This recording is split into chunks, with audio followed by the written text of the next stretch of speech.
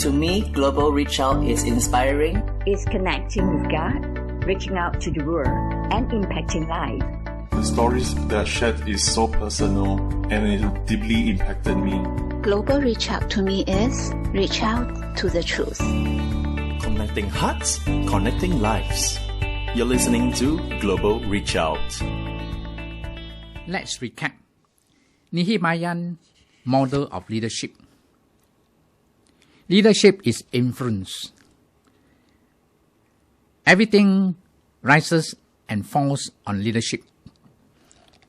Leadership must be the hands of few, ministry in the hands of many. Leadership takes responsibility for every area of the task.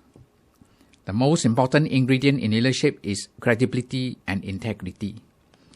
Leaders possess tremendous faith in people.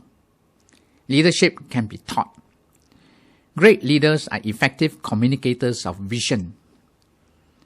Problem solving is the quickest way to gain leadership. Great leadership is always assisted by other people. Leadership bits and bytes in Nehemiah. There are many, such as leadership begins with a sense of destiny accompanied by burden. Leadership is motivated by goodness and glory. The quickest way to stop a great work is to stop a great leader. Leaders must model courage and call out courage from the people. Incarnational leadership studies the truth, practices the truth, and teaches the truth. Stay focused on your mission, flexible on your methods. If you compromise the ultimate, you become slave to the immediate. Passion and conviction mark the difference between a great and mediocre leader. Leaders must hear from God before they speak for God. Good leaders follow through their commitment regardless of the cost. Success without a successor is a failure. Acid test of leadership is after a leader is gone.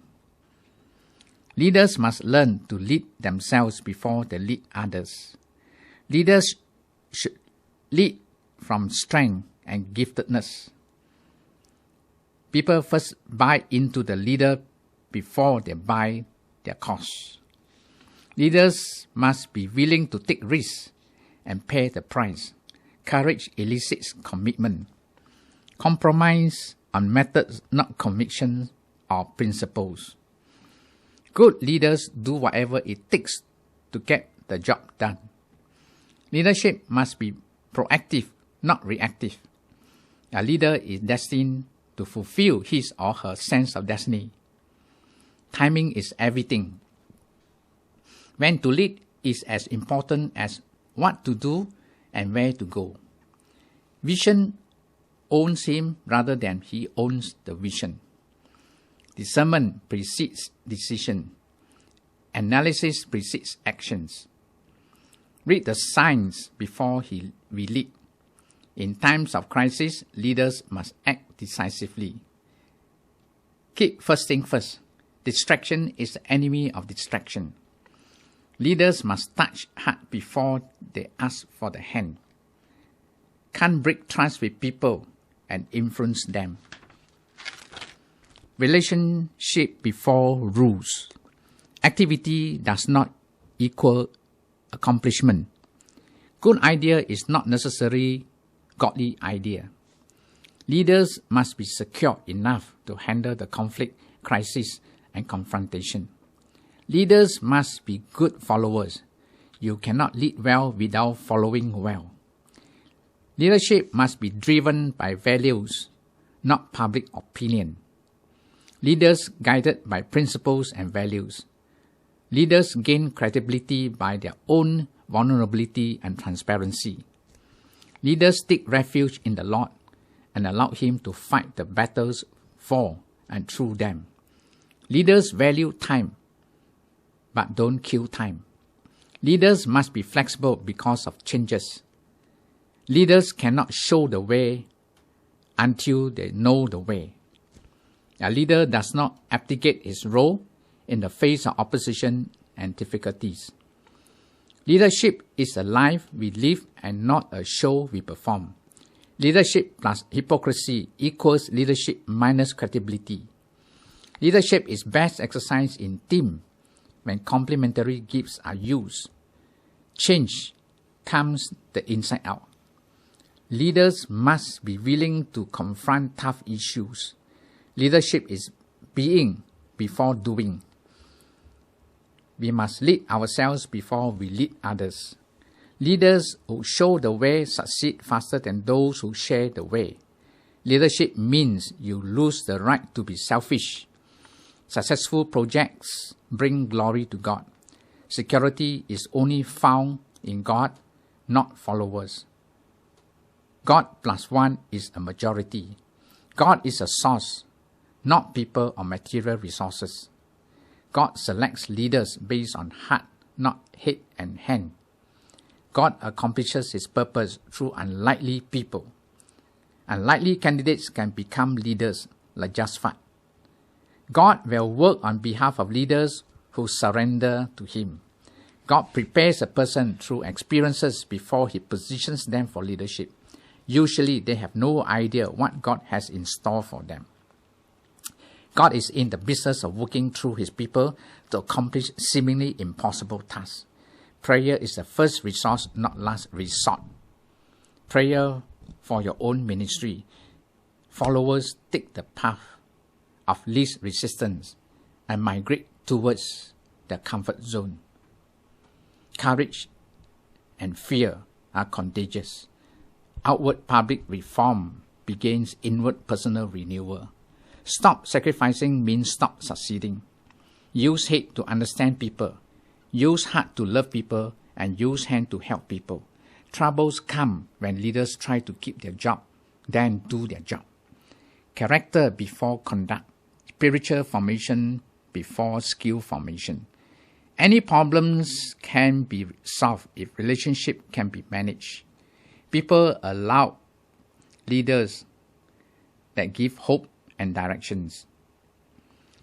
Strategic planning that ignores God and leave Him out of the equation is doomed to fail. So, what are the differences between great and good leadership? Let me begin with good leadership. Good leadership has to do with competence, make us effective in our work, enable our cause to progress, means we have good heads, ensure our skills will influence, gather followers, impact current generation, process-oriented, has information, has positional power, relationship, ulterior motive, church mindset. Whereas for great leadership, he has to do with character. Makes our work constructive, enable us to choose the right cause, means we have good hearts, ensure our service will impact, develop leaders, impact future generations, able to see bigger picture, transformation, personal power, relationship and results, ultimate motive, and kingdom mindset. The difference between followers and leaders. For followers, they see the here and now. They are driven by the atmosphere of today. They have limited perspective on their abilities. They can be diverted by today's losses. Keyword, immediate. Whereas leaders, they see the ultimate goal and potential. They are driven by their vision for tomorrow. They have larger perspectives on everyone's abilities. They stay on track by focusing on the goal. Keyword, ultimate. Self-leadership. Work on yourself. You are your own greatest asset or worst liability. Work on your priorities. Fight for the important ones. Work on your strength. You can reach your potential if you do. Work with your colleagues. You can't be effective alone. There are 11 keys to excellence. Number 1 is excellence. This is the first value. Do not settle for average.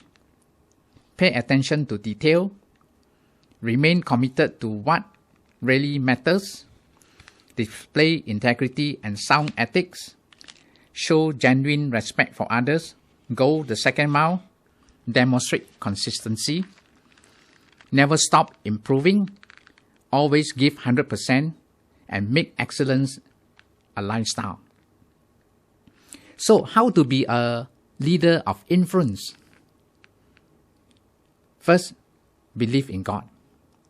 Believe in your message, your people, and yourself. Be credible. Touch your heart before asking for a hand. Share the why before the what. Do not compromise on absolutes. Lead by example. Place passion above position. People over procedure. Be fixed in mission. Flexible in methods. Perceive God's purpose. Pursue God's glory. Improve your communication skills, ability. Stay focused on objective, not on obstacles. A leader's influence flows from his identity. One is the theology in the book of Nehemiah. The faithfulness of God in restoring the people after Babylonian to the covenant land as a theocratic community even under Gentile rule. The people did it by moving their hearts of Persian emperors and of the repatriates, and those who supported them raised up prophets to support the repatriates, protected them from opponents, stirred up Ezra and Nehemiah to perform their separate ministries and prosper the rebuilding of the temple. All Israel was repatriated through a remnant. Temple rebuilt, daily services, daily sacrifices, priestly ministry, Levite ministry, annual festival revived in accordance with the law of Moses. The law established regulative for the life of the community. Holy city was rebuilt and inhabited, people purged, and covenant renewed. Israel returned through fierce opposition, but adopted by God. They were also indeed of constant rebuke and reformation. The Israelites were still wayward people, awaiting a new covenant, which Jeremiah spoke of in Jeremiah chapter 31. The renewal to be affected by God's Spirit as announced in Joel and Hezekiah. God's sovereignty. He is sovereign all over rulers, pagan kings. He controls history and orchestrates events for his purposes. Despite opposition, God will fulfill his promise and protect his people. God does not speak or come to Nehemiah in a vision. Yet we know he was at work. The silence of God does not mean absence. God chose to work behind the scene and also in our lives. Reconstruction of the temple, but also spiritual renewal of the fabric of the community. To sum up, the character of God found in the book of Nehemiah are glorious, good, kind, long-suffering, merciful, powerful, provident, righteous, unified, and wise. The program is proudly presented by Global Reach Out. We welcome you to share our live enriching webcasts with family and friends through our website, global-reachout.org. Let's reach out to bless more lives together.